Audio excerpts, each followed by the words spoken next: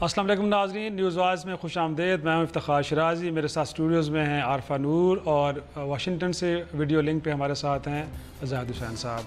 ناظرین، پاکستان کی سیاست میں قومی کمیشن بنانے کی باز گشت ایک بار پھر سنائی دے رہی ہے۔ کچھ دن پہلے محترم نواز شریف صاحب نے ایک تجویز دی تھی کہ آج پاکستان جس دوراہے پہ کھڑا ہے، حقائق جاننے کے لیے قومی کمیشن بننا چاہیے اور ذمہ داروں کا تعین ہونا چاہیے کہ پاکستان کو اس نہج پہ پہنچانے والے کردار کون ہیں۔ کل وزیر اعظم خاقان عباسی صاحب نے ایک پریس کانفرنس کی ہے۔ اس پریس کانفرنس کے اختتام کے اوپر بھی جب سوال و جواب ہوئے ہیں تو میاں صاحب کی تجویز کے حوالے سے ان سے بھی پوچھا گیا، تو انہوں نے بھی کہا ہے کہ بالکل یہ ہونا چاہیے کہ ملک کے اندر ایک ٹروتھ کمیشن بننا چاہیے۔ اور جب ایک صحافی نے سوال کیا کہ جب دھرنے کے دنوں میں ایک انٹیلیجنس ایجنسی کے چیف نے اس وقت کے وزیر اعظم نواز شریف کو یہ مشورہ دیا کہ یا تو استعفیٰ دے دیں یا پھر طویل رخصت پہ چلے جائیں، تو ایسے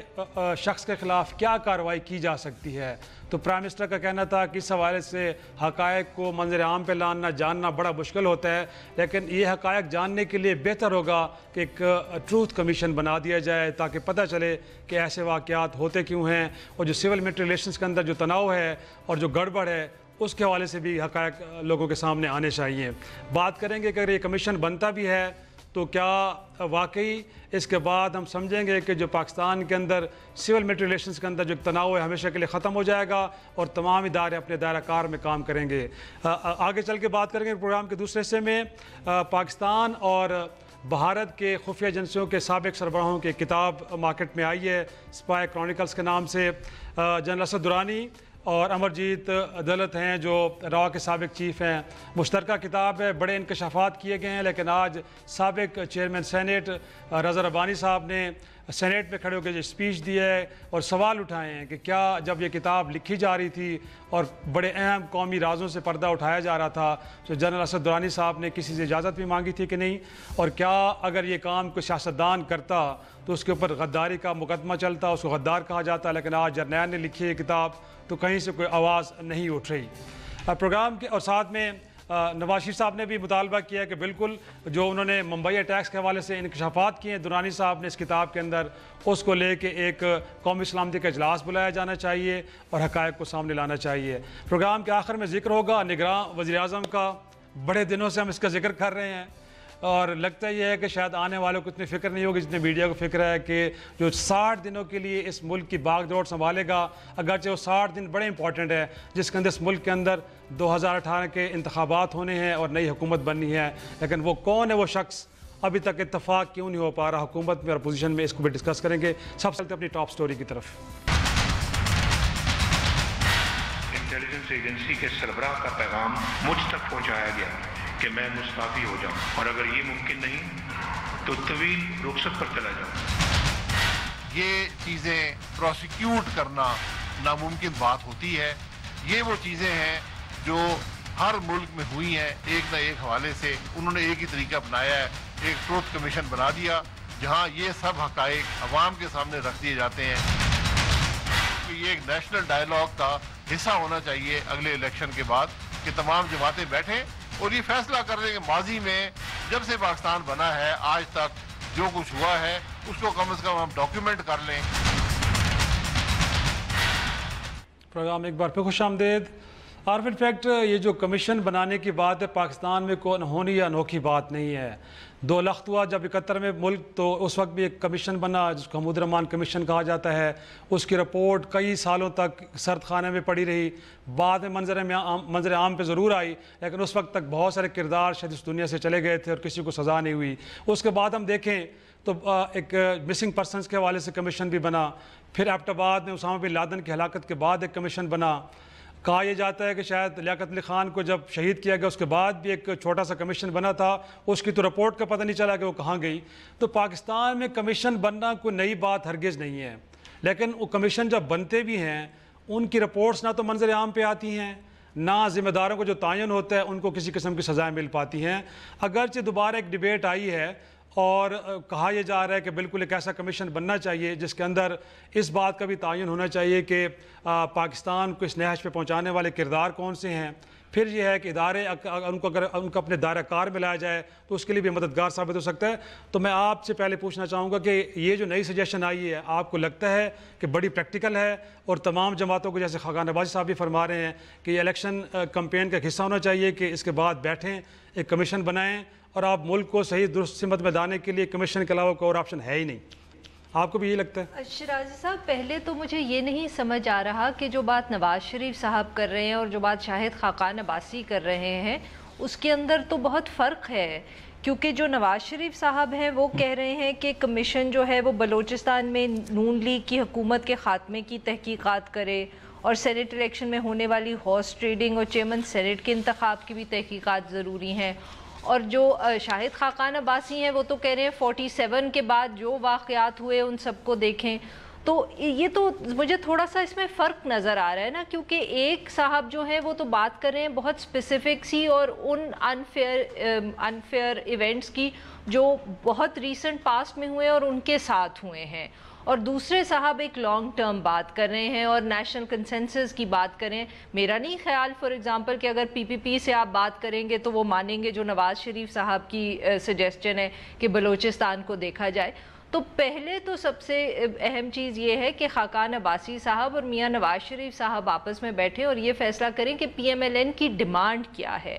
دوسری بات یہ ہے کہ وہ ایگزیکٹلی کس قسم کی کمیشن چاہ رہے ہیں، کیونکہ جو 56 انکوائری کمیشن جو ایکٹ ہے اس کے نیچے اگر وہ کمیشن بنا رہے ہیں تو وہ تو پھر اتنی براڈ رینج نہیں ہو سکتی نا کہ 47 آنورڈ وہ سب چیزیں دیکھے.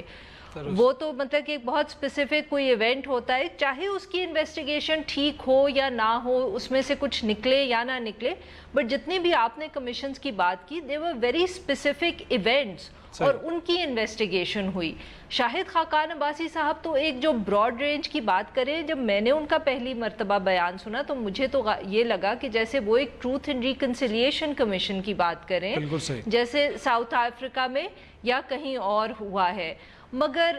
نواز شریف صاحب ویسی نہیں چاہتے، اور اگر ٹروتھ اینڈ ریکنسیلیشن کمیشن چاہیے تو اس کے لیے تو پھر جیسے خاقان عباسی صاحب کہہ رہے ہیں کہ آپ کو ساری پارٹی سے گفتگو کرنی پڑے گی اور پھر یہ فیصلہ کرنا پڑے گا کہ اس کے اندر آپ کون سی ریکنسیلیشن چاہ رہے ہیں اور کون سا ٹروتھ چاہ رہے ہیں. ایک چھوٹا سا بریک لیتے ہیں، بریک کے بعد جو عارفہ نے نکتا ہے کہ کس طرح کا کمیشن چاہ رہے ہیں اور اس کا دائرہ کار کتنا وسیع ہوگا یا کتنا محدود ہوگا. بریک کے بعد یہی نکتہ لے کے جائیں گے زاہد صاحب کی طرف.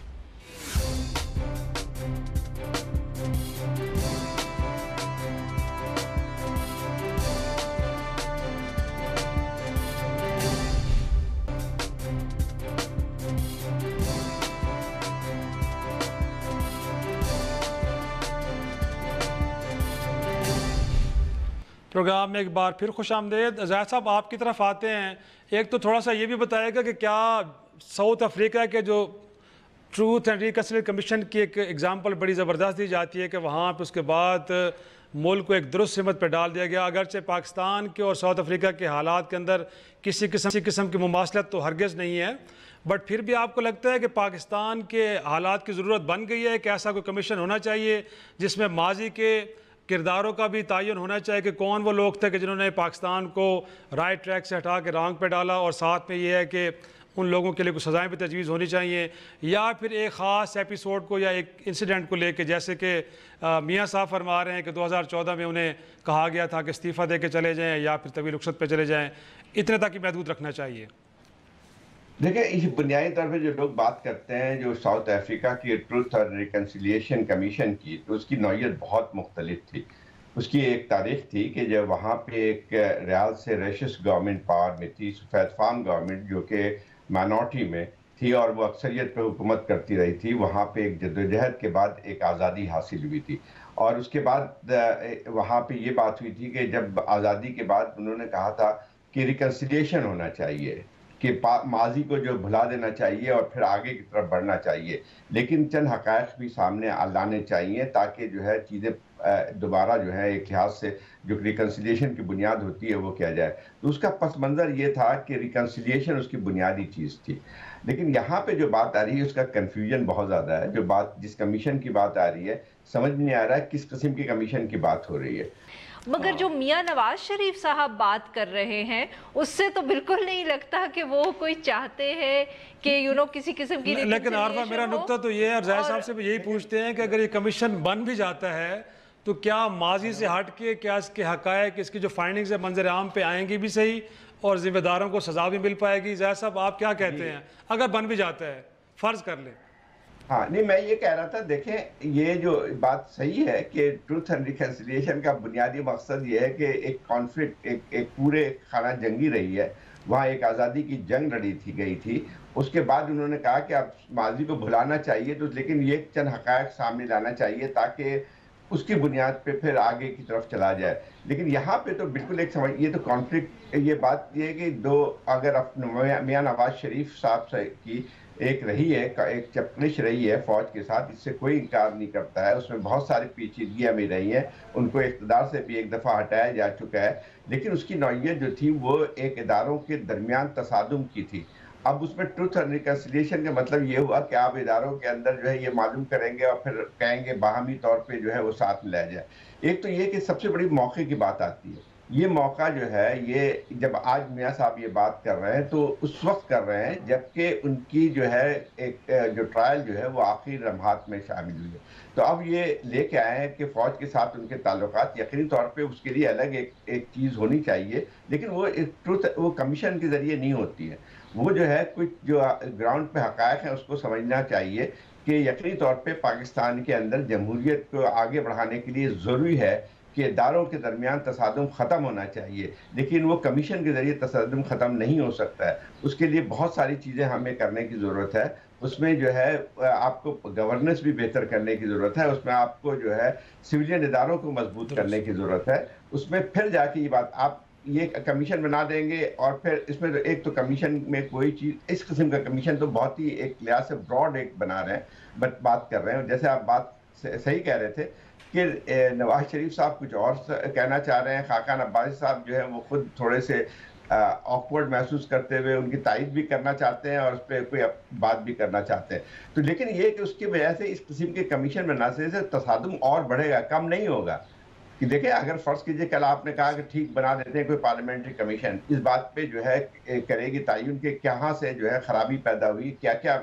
پرابلمس ہیں، تو آپ کے خیال میں وہ تمام چیزیں سامنے آ جائیں گی یا جو ہے تصادم اور زیادہ بڑھ جائے گا؟ تو میرا خیال یہ ہے کہ نواز شریف صاحب کا اس وقت جو بھی اس وقت ڈیمانڈ ہے وہ ایک غصے کے عالم میں ہے، وہ یہ ایسا لگتا ہے کہ وہ ایک جو بل ان چائنا شاپ جو ہے ہوتا ہے، جبکہ آپ یعنی آپ ہر چیز کو توڑ پھوڑ کے چلے جاتے ہیں۔ دیکھیں یہ بہت بڑا مسئلہ سول اینڈ ملٹری ریلیشن شپ کا ہے، اور خود سب سے زیادہ جو جانتے ہیں وہ نواز شریف صاحب بھی جانتے ہیں کہ اسی کے نتیجے میں وہ اقتدار میں بھی آئے تھے۔ اگر فرض کیجیے ان کو واقعی جو ہے اس چیز سے وہ ہے یعنی کنسرن ہے کہ اس قسم کے واقعات نہیں ہونے چاہیے، تو سب سے پہلے جو ہے جو اظہر خان رپورٹ آئی ہے اس پہ تو عمل درآمد کرائے نا، اس میں جو ہے وہ سب سے بڑا صحیح، بالکل ٹھیک کہہ رہے ہیں، تاریخ میں ہے۔ اسی کے ساتھ ایک چھوٹا یقین طور پہ انہوں نے یہ وعدہ بھی کہا تھا کہ پہ کمیشن بنائیں گے، اس کے بعد مشرف کے خلاف ٹرائل، اس کے بعد وہ باہر چلے گئے، خدا کرے کہ نیا کمیشن بنے، لیکن ساتھ میں صرف یہ نہیں کہ آپ سابق ڈکٹیٹرز کو مورد الزام ٹھہرائیں، بلکہ وہ سیاستدان کے جنہوں نے ڈکٹیٹرز کو کاندھا دیا اور وہ جوڈیشری کے جنہوں نے اپروو کیا ان ماشاء اللہ کو، ان کے حوالے سے بھی بات ضرور ہونی چاہیے۔ ایک چھوٹا سا بریک، اور بریک کے بعد رضا ربانی صاحب بڑے سیخ پا ہوئے ہیں، جو سابق ISI چیف ہیں اسد درانی، جنہوں نے مل کے کتاب لکھی ہے بھارتی خفیہ ایجنسی راگ کی سربراہ کے ساتھ، بہت سارے اہم قومی رازوں سے پردہ اٹھایا ہے، کیا کسی اجازت لی بھی ہے کہ نہیں۔ ایک چھوٹا سا بریک، اور بریک کے بعد اس معاملے کو ڈسکس کریں گے۔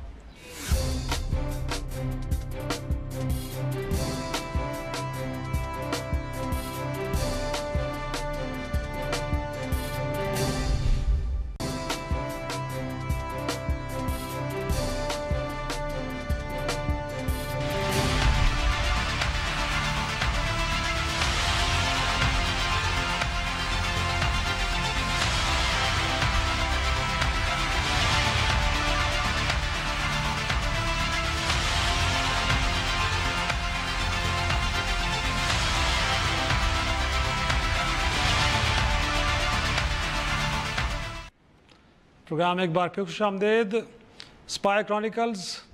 ایک کتاب آئی ہے، پاکستان کے سابق سربراہ ISI جنرل اسد درانی اور را کے سابق چیف امرجیت دلت صاحب کی ایک کتاب ہے۔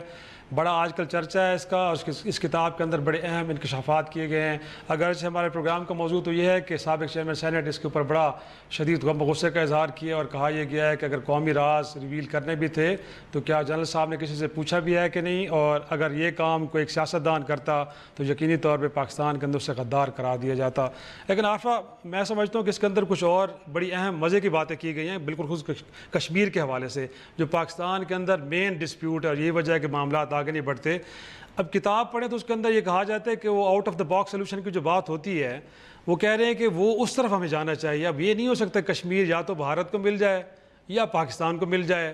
اب کسی اور ارینجمنٹس کی طرف جانا پڑے گا۔ اور بھٹو صاحب کا حوالہ دیا کہ انہوں نے کہا تھا کہ بڑا اچھا کہا تھا انہوں نے کہ جو مل سکتا ہے لے لو، اب یہ چھوڑو کہ سارا ملے گا۔ اور بعد میں انہوں نے کہا کہ مشرف صاحب بھی اسی فارمولے پہ آگے بڑھ رہے تھے اور وہ بھی چاہ رہے تھے کہ جو کوئی بیچ کا کوئی سلوشن ہو جائے، رادر یہ ہے کہ اب اس کے اوپر ہم یہ کہیں کہ یہ بھارت کو ملے گا یا پاکستان کو۔ تو میرا سوال یہ ہے کہ جو بھارت کے اندر اور پاکستان کے اندر فوجی قیادت ہو یا سیاسی قیادت ہو، جو عوام کو میسیجنگ ہو رہی ہو تو وہ تو ادروائز ہو رہی ہوتی ہے۔ یہاں بتایا جاتا ہے کہ دشمن نمبر 1 بھارت، وہاں بتایا جاتا ہے کہ دشمن نمبر 1 پاکستان، بٹ جب آپس میں بیٹھتی قیادتیں تو وہ تو آؤٹ آف باکس سولوشن کی باتیں بھی کرتی ہیں۔ تو میرے خیال میں یہ باتیں جو بڑی اچھی باتیں ہمیں لگ رہی ہیں، عوام کو کیوں نہیں بتائی جاتی؟ آئی تھنک بتائی جاتی ہیں شیرازی صاحب، ہمارے ہاں میرے خیال میں بہت زیادہ، جیسے آپ نے بھی جو بات کی وہ بالکل صحیح ہے کہ آپ نے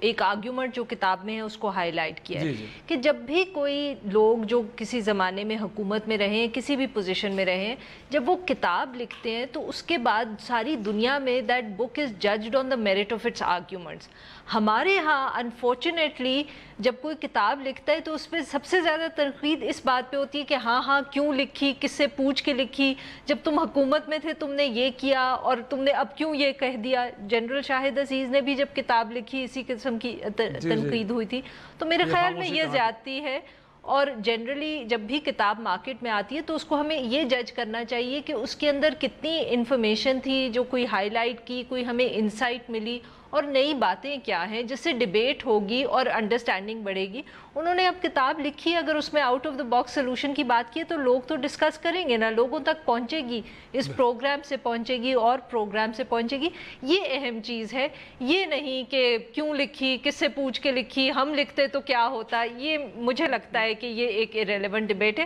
بٹ زاہد صاحب سے پوچھتے ہیں، ہو سکتا ہے کہ ان کا کوئی اس پہ مختلف ویو ہو اور وہ بھی رضا ربانی صاحب سے اگری کریں۔ اور میرے خیال میں یہ نقطہ بھی اٹھانا چاہیے کہ بنیادی طور پہ سر اس میں جو باتیں کی گئی ہیں تو ایک اچھی شروعات کی بھی تو بنیاد بن سکتی ہے نا، پازیٹیو باتیں تو بڑی پازیٹیو ہیں۔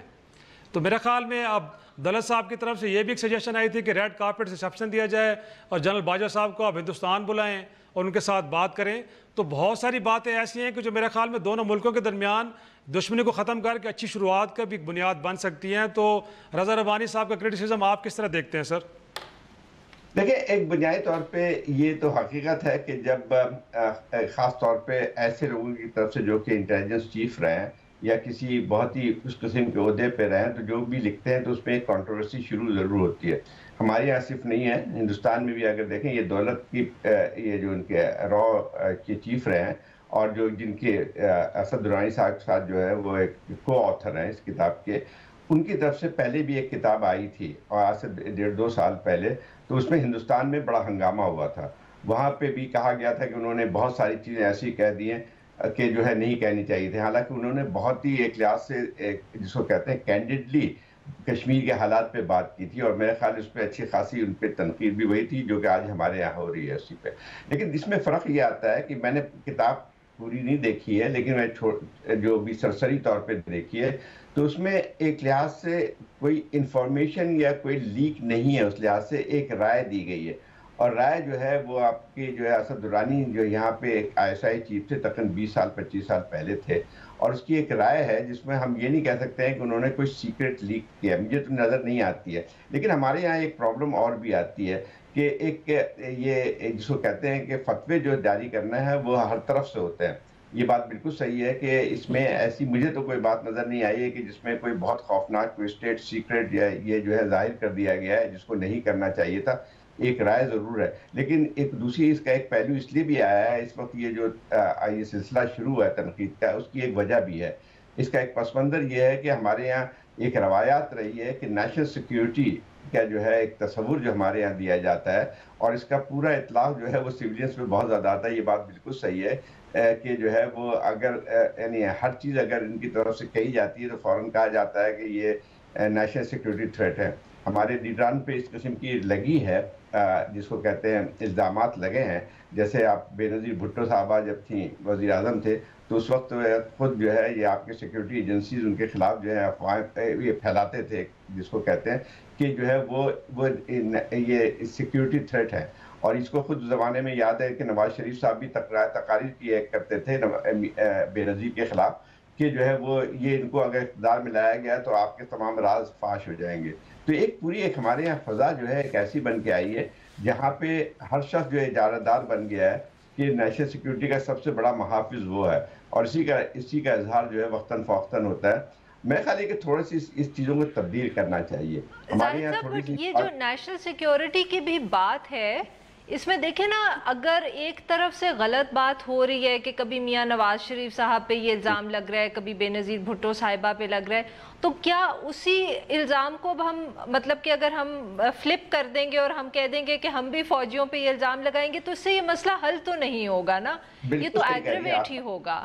بالکل صحیح بات کر رہی ہیں کہ اس میں پھر ہماری ریشنل جو تھنکنگ ہے وہ ختم ہو جاتی ہے. ایک ٹٹ فار ٹیٹ مستقل ہوتا رہتا ہے کہ تم نے ہمارے ساتھ یہ کیا تھا, تم نے یہ ہمارے ساتھ پہ الزام یہ لگایا تھا اور اب آپ تم سے پوچھتے ہیں کہ تم جو یہ کس میں کر رہے ہو. تو ایک فضا کی پوری بات آئی ہے. رضا ربانی جس پہ بات کر رہے ہیں وہ ایک فضا بھی آ رہی ہے. لیکن میں آپ کی بات سے اتفاق کرتا ہوں کہ اوور ری ایکشن ہے. یہ اوور ری ایکشن یہ ہے کہ ذرا کتاب پڑھ لی جائے اس میں کوئی ایسی بات. اچھا مجھے لگتا ہے یہی ہے کہ جب اس کتاب کو لکھی جاتی ہے اور خاص طور پہ جو سابق فوجی لکھتے ہیں تو اس کو کلیئرنس لینی پڑتی ہے. اسے پاکستان کی بات نہیں ہے, دنیا بھر میں یہ ہوتا ہے اور اسی وجہ سے کہا جاتا ہے کہ یہ لوگ کتاب نہ لکھیں تو زیادہ بہتر ہے کیونکہ اس میں سارے ٹروتھ نہیں ہوتے ہیں. وہ ایک لحاظ سے جو ہے سلیکٹیو ٹروتھ ہوتا ہے جس میں وہ کنفیوژن پھیلتا ہے. لیکن یہاں پہ دیکھیں یہ امریکہ کے اندر میرے خیال میں 5 کتابیں ایسی دیکھی ہیں جو CIA کے جو فارمر چیفز ہیں ان کی طرف سے آئی ہیں جو کہ حالیہ ریٹائر ہوئے ہیں. ٹینٹس جو پہلے CIA کے چیف تھے ان کی ایک پوری کتاب آئی ہے, اس میں بہت ساری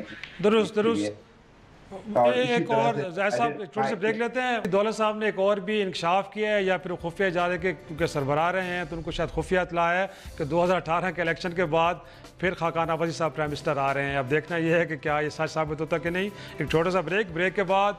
ہم ذکر کریں گے نگراں وزیر اعظم کا. کون ہے وہ شخص کہ جو 60 دنوں کے لیے اس ملک کا سربراہ بنے گا. بریک لیتے ہیں, بریک کے بعد ڈسکس کریں گے.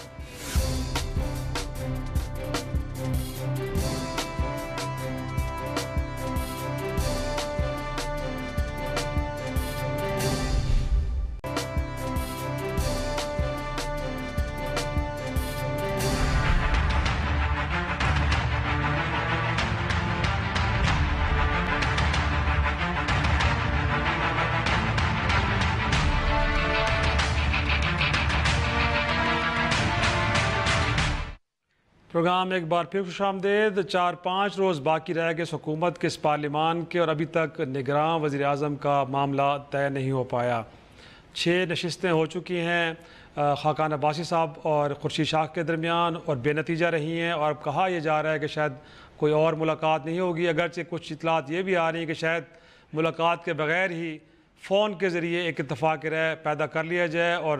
جسٹس ریٹائرڈ صدق حسین جیلانی کا نام جو ہے اتفاق رائے سے آ جائے. لیکن اگر نہیں آتا تو معاملہ پھر یقینی طور پہ پارلیمانی کمیٹی کے پاس جائے گا جس میں 4 اپوزیشن کے اور 4 حکومت کے, اور جو 4 اپوزیشن کے لوگ ہوں گے ان میں سے یقینی طور پہ 2 پیپلز پارٹی کے, 1 PTI سے, اور کہا یہ جا رہا ہے کہ 1 MQM کی طرف سے نمائندہ ہوگا. تو ایسے میں کہ جب PTI بھی تصدق حسین جیلانی کے حق میں اپنا ووٹ پہلے دے چکی ہے تو ایسے میں لگتا یہ ہے کہ حکومت کا پلڑا بھاری ہوگا اور اس موقع پہ جا کے پیپلز پارٹی کو شاید شکست ہو جائے. کیا لگتا ہے عارفہ, آپ بتائیں. یہ تو میرے خیال میں کیا ہے پزل یہ میرے پاس سمجھ میں کچھ کہنے کو رہ نہیں گیا, میں تھک گئی ہوں بھائی. نہیں ہو رہا, ٹارچر مکاؤ سوپ اوپرا کی طرح چلائے چلے جا رہے ہیں خاقان عباسی اور خورشید شاہ صاحب کہ بھئی اب ختم کریں یا فیصلہ کر لیں یا آگے بھیج دیں. مطلب کہ جب نہیں ایک دفعہ کنسنسس ہو رہا ہے شیرازی صاحب تو مجھے آپ بتائیں کہ 7ویں یا 8ویں میٹنگ یا فون کال پہ کیسے ہو جائے گا. نہیں کہ ایسا تو نہیں ہے کہ پی ٹی آئی کا کہ جذباتی انداز میں آ کے ہم نے اس وقت نون لیگ کی حمایت کر دی تھی، لیکن کیونکہ ان کو تجویز انہوں نے کیا ہے تو ہم تصدق صاحب کو ووٹ نہیں دیں گے اور معاملہ کی پھر الیکشن کمیشن کی طرف نہ چلا جائے. پھر ٹھیک ہے تو پھر جانے دیں. اب ایز آئی سیڈ کہ ہم تو ہمیشہ یہی کہیں گے کہ ہماری تو خواہش یہی ہوتی ہے کہ پولیٹیشنز جو ہیں، سیاستدان جو ہیں، وہ فیصلہ خود کریں، اسپیشلی جب ان کے پاس ایک موقع بھی ہے. مگر اگر وہ نہیں کریں گے اور وہ کنسنسس نہیں کر سکتے تو پھر جو آئینی طریقہ ہے، اگر اس کے اندر وہ ایک ان الیکٹڈ انسٹیٹیوشن کے پاس جا رہا ہے فیصلہ، تو اب جانے دیں پھر اور ختم کریں. بیکاز کتنی دفعہ ہم ڈسکس کریں گے کہ کیئر ٹیکر پرائم منسٹر تو اتنی اہم ایک وہ پوزیشن بھی نہیں ہے جس کے اوپر اتنا وقت انہوں نے ضائع کر دیا. یہی وقت وہ فاٹا ریفارم بل کی ڈرافٹنگ پہ لگا دیتے تو آج رضا ربانی صاحب اتنے ناراض نہ ہوتے، سینٹ میں کہہ رہے تھے ڈرافٹنگ بہت بری ہوئی ہے. لیکن زاہد صاحب انفیکٹ جیسے عارفہ بھی کہہ رہی ہیں کہ اگر پارلیمان نے یہ طے کر لیا کہ کوئی بھی معاملہ ہو، وہ انتخابی دھاندلی ہو، وہ پیناما ہو یا کچھ اور، ہم نے اس معاملے کو فلور آف دا ہاؤس طے نہیں کرنا، یہ کہیں اور ہی جائے گا، سپریم کورٹ میں جائے گا، کسی اور فورم پہ جائے گا، ہم میں یہ اہلیت ہی نہیں ہے. تو لگتا ہے کہ جاتے جاتے پھر یہ میسج دے کے جانا چاہ رہے ہیں کہ سیاستدان اس قابل ہی نہیں ہے کہ کوئی معاملہ خود طے کر سکیں، یہ کسی ان الیکٹڈ فورم پہ ہی جائے گا، الیکشن کمیشن ہو یا سپریم کورٹ ہو. کیا لگتا ہے سر آپ کو؟ اب یہ میاں صاحب یہ نہ کہتے ہیں کہ اس پہ بھی ٹروتھ کمیشن بنانا چاہیے کہ یہ کیوں نہیں اتفاق ہو سکا. بات یہ ہے کہ یہ جو ہے یہ کہ یہ چیزیں معمولی سی چیز تھی، اور اس سے ہمارا اظہار ہوتا ہے کہ ہمارے سیاستدانوں کو یہ سمجھنا چاہیے کہ بعض چیزیں جو ہیں ان کو یعنی جس کو کہتے ہیں کہ بیٹھ کے آرام کے ساتھ حل کر سکتے ہیں، وہ تو ہم نہیں کر پاتے. نہ پارلیمنٹ کے اندر بہت ساری چیزیں حل کر پاتے ہیں. وہی بات پہلے آ رہی تھی کہ اگر پاناما کا مسئلہ جو ہے یہاں تک نہیں پہنچتا، اگر اس پہ اتفاق رائے ہو جاتا کہ جو ہے کمیشن، اگر پارلیمنٹری کمیشن کی جو تجویز تھی اس پہ کام ہو جاتا. اب یہ ہے کہ اس پہ انٹرم پرائم منسٹر، میرے خیال یہ کہ ایسی چیز پہ اتنا طول کھینچنا مجھے سمجھ سے باہر ہے. ایک تو ایسا نہیں معلوم ہوتا ہے کہ جو شخص یہاں پہ انٹرم گورنمنٹ میں آئے گا تو ہم کیا چاہتے ہیں کہ وہ ہمارے ایک پارٹی چاہتی ہے کہ ہمارے ساتھ والا ہو، ایسا تو نہیں ہے. ایک آپ کو چوز کرنا پڑتا ہے کہ ایک نیوٹرل جس کی سیاست میں کوئی حصہ نہیں رہا ہے اور ایک حد تک جو ہے قابل قبول ہو جاتا ہے کہ آپ اس کو انٹرم پیریڈ کے لیے بنائیں، اور جس میں اس کے اوپر بہت زیادہ پاورز نہیں ہوتی ہیں. تو میں سمجھتا ہوں کہ اگر ہم اس پہ بھی نہیں پہنچتے ہیں تو یعنی پھر ہم دوسرے لوگوں پہ تنقید کرنے سے کوئی فائدہ نہیں ہے. اب یہ کہ ٹھیک ہے کمیٹی میں بیٹھیں گے، میرے خیال آج اب کمیٹی میں جا چکا ہے، اب اتنا وقت نہیں ہے کہ یہ دونوں دوبارہ اس بات کو کریں. کمیٹی میں جائے گا تو پھر زاہد صاحب دیکھیں زاہد صاحب، یہ مطلب کہ مجھے کبھی کبھی لگتا ہے کہ شاید ہم ایکسپیکٹ ہی کر رہے، یہ کرنا ایکسپیکٹ کہ کنسنسس ہو جائے گا شاید ایک ناممکن سی بات تھی، کیونکہ جو پی پی پی اور پی ایم ایل این کے حالات رہے ہیں پچھلے سال ایک کے اندر، اور جتنی مطلب ہاسٹیلٹی رہی ہے ان دو پارٹیز کے اندر، تو میرے خیال میں اگر ہم اسی سے جج کریں تو ان ہائنڈ سائٹ لگتا ہے کہ یہ ایکسپیکٹیشن کہ وہ اتنے ایک irrelevant سے ایشو پہ بھی ان کا کنسنسس ہو جاتا ہے. شاید ہماری ایکسپیکٹیشنز بہت زیادہ تھیں، کیونکہ اس وقت تعلقات دونوں پارٹیز کے کافی خراب ہیں، ایٹ لیسٹ لگتے تو یہی ہیں. دیکھیں آفا یہ میرے خیال میں وجہ بھی یہی لگ رہی ہے، ادروائز تو کسی بھی کینڈیڈیٹ. جی زاہد صاحب، لیکن ایسی مثالیں بھی موجود ہیں کہ اس کے باوجود کہ تناؤ اور ٹینشن کے بہت ساری چیزوں میں اتفاق رائے بھی ہوا ہے. مطلب یہ ہے کہ جیسے 18ویں ترمیم جیسے ہو گئی تھی، اس میں تو بہت بڑا کام ہوا تھا. اس کے بعد جو ہے زاہد صاحب 18ویں ترمیم کے زمانے میں تو بہت اچھے تعلقات تھے ان دو پارٹیز کے. پچھلے سال ڈیٹ کے اندر تو پی پی پی اور پی ایم ایل این کے دیکھیں اب تعلقات بہت خراب ہو چکے ہیں، لیکن جس طرح کی زبان استعمال کی ہو رہی ہے، اور جو مطلب کہ ابھی بھی زرداری صاحب بات کر رہے تھے. So I think it's a bit hard to expect کہ ان میں کسی قسم کا بھی اس وقت اکاموڈیشن یا انڈرسٹینڈنگ، اور ہر پارٹی میں اپنے آپ کو نیچے دکھانا چاہ رہے کہ جو میرا کینڈیڈیٹ ہے اسی کو منتخب ہونا چاہیے، کسی اور کا نہیں ہونا چاہیے. ورنہ تو میرے خیال میں تمام پاکستانی شہری ہیں، تمام کے پاس پاکستانی سی این آئی سی ہے، اور کسی کے کردار کے اوپر کوئی شدید قسم کے سوال بھی نہیں اٹھائے جا رہے. تو جو کینڈیڈیٹ جتنے بھی سامنے آئے ہیں سر، وہ تو سارے کے سارے ٹھیک لوگ ہی لگ رہے ہیں. تو پھر اس صورت میں کنسنسس کا نہ ہونا، بنیادی طور پر جو عارفہ بات کر رہی ہے کہ جو پھر جو آپ کی پولیٹیکل ریولری ہے وہی میرے خیال میں آڑے آ رہی ہے، باقی تو کوئی وجہ نہیں لگ رہی. بالکل صحیح کہہ رہے ہیں، لیکن مسئلہ میں وہی کہہ رہا ہوں کہ جو ہے جب سیاستدانوں کی ہم بات کرتے ہیں، یہ سارے لوگ جو ہیں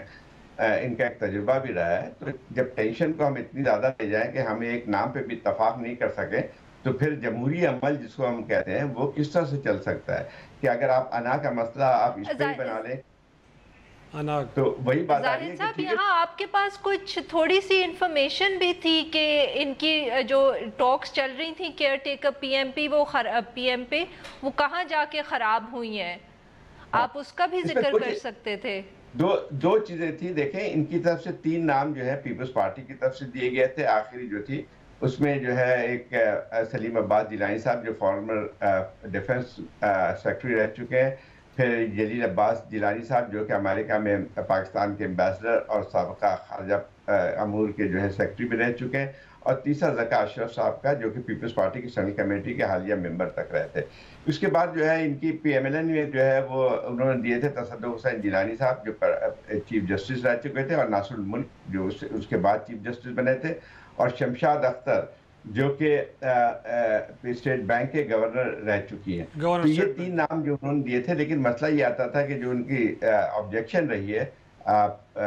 پی ایم ایل این کی، وہ یہ تھی کہ جو ہے سلیم عباس جیلانی صاحب جو ہے وہ ان کی عمر کافی ہے اور اس میں ان کے کوئی ہیلتھ ایشوز بھی ہیں. اس کے بعد جو ہے ذکا اشرف متعلق ان کے ویلڈ وہ تھے کہ وہ اب تک 10 دن پہلے تک جو ہے پیپلز پارٹی کی جو سینٹرل کمیٹی کے ممبر رہ چکے ہیں. تو ایک لحاظ سے وہ پارٹی کے نمائندہ بن جاتے ہیں، جس کا ایک جب اس کا انٹرم کا ایک کانسیپٹ ہے کہ وہ بالکل ہی ایک نیوٹرل شخص ہے، اس پہ پورے نہیں اترتے ہیں. اور جلیل عباس جیلانی صاحب پہ ان کا یہ تھا کہ ریسنٹلی ریٹائرڈ ہے، تو اس لحاظ سے کسی اور کو کریں. تو اب وہی ان کی طرف سے جو نام آئے تھے، میں سمجھتا ہوں کہ جو ہے یہ 2 چیف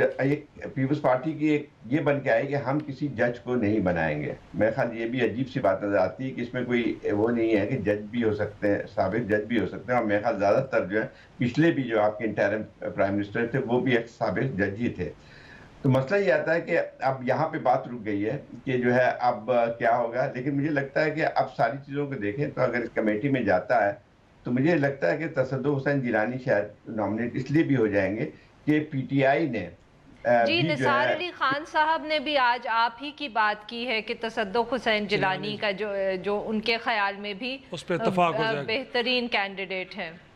میرے خیال یہ کہ اس پہ اتفاق نثار علی خان، اور یہ امید کرتے ہیں کہ شاید جو بات نے آخری کی ہے یہی حتمی ہو. ظاہر صاحب کا وقت ختم ہو رہا ہے. جو بھی آیا کیئر ٹیکر سیٹ اپ میں اس ملک کا وزیر اعظم بنے نگراں، لیکن لوگوں کے درمیان اور سیاستدانوں کے درمیان یہ کچھ خدشات ضرور پائے جاتے ہیں کہ کہیں ایسا نہ ہو کہ یہ جو کیئر ٹیکر سیٹ اپ ہے یہ طویل ہو جائے. تو جو بھی شخص آئے اسے سب سے پہلے میرے خیال میں یہ سٹیٹمنٹ دینی چاہیے کہ یہ نگراں سیٹ اپ صرف 60 دن کا ہوگا، الیکشن وقت پہ ہوں گے، اور 2018 کی جو پارلیمان ہے اپنے وقت پہ وجود میں آ جائے گی. اسی کے ساتھ اجازت دیجیے، خدا حافظ.